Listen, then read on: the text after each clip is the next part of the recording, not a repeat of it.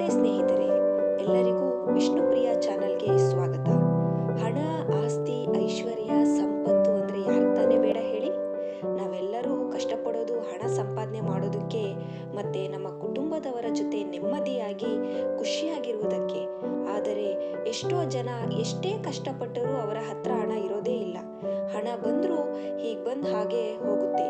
ಇನ್ನು ಎಷ್ಟೋ ಕಷ್ಟಪಡ್ತೀನಿ, ಆದರೂ ಕೂಡ ನಾನು ಅಂದ್ಕೊಂಡಷ್ಟು ಹಣ ಸಂಪಾದನೆ ಮಾಡೋಕ್ಕಾಗ್ತಾ ಇಲ್ಲ ಅಂಥೇಳಿ ಕೊರಗ್ತಾರೆ, ಬೇಜಾರು ಮಾಡ್ಕೊತಾರೆ, ಕಣ್ ದೇವ್ರಿಗೆ ಹರಕೆ ಹೊರ್ತಾರೆ, ಯಾರ್ಯಾರು ಏನೇನು ಟೆಕ್ನಿಕ್ ಹೇಳ್ಕೊಡ್ತಾರೋ ಅದನ್ನೆಲ್ಲ ಮಾಡ್ತಾರೆ.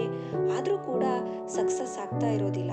ಅಂಥವರು ಉಪ್ಪನ್ನು ಬಳಸ್ಕೊಂಡು ಹೇಗೆ ಜೀವನವನ್ನು ಅಥವಾ ಅದೃಷ್ಟವನ್ನು ಬದಲಿಸಬಹುದು ಎಂದು ಈ ವಿಡಿಯೋದಲ್ಲಿ ನಾವು ನೋಡೋಣ. ಅಡಿಗೆ ಮನೆಯಲ್ಲಿ ಬಳಸುವ ಉಪ್ಪು ನಮ್ಮ ಮನೆಗೆ ಅದೃಷ್ಟವನ್ನು ತರುತ್ತದೆ, ಹಾಗೆ ದುರಾದೃಷ್ಟವನ್ನು ಕೂಡ ತರುತ್ತದೆ. ಸರಿಯಾದ ಉಪಯೋಗದಿಂದ ನಮ್ಮ ಜೀವನದಲ್ಲಿ ಅದೃಷ್ಟ, ಸಮೃದ್ಧಿ ಹಾಗೂ ನೆಮ್ಮದಿಯನ್ನು ಪಡೆಯಬಹುದು.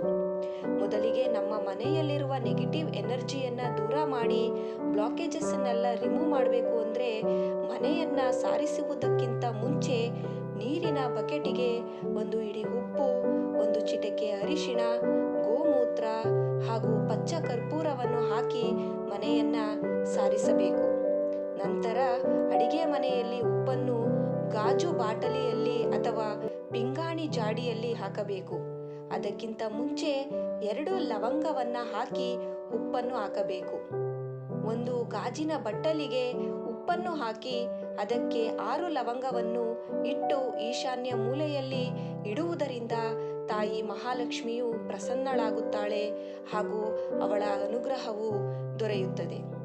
ತಿಂಗಳಿಗೆ ಒಮ್ಮೆಯಾದರೂ ಕೂಡ ಉಪ್ಪನ್ನು ದಾನ ಮಾಡಬೇಕು.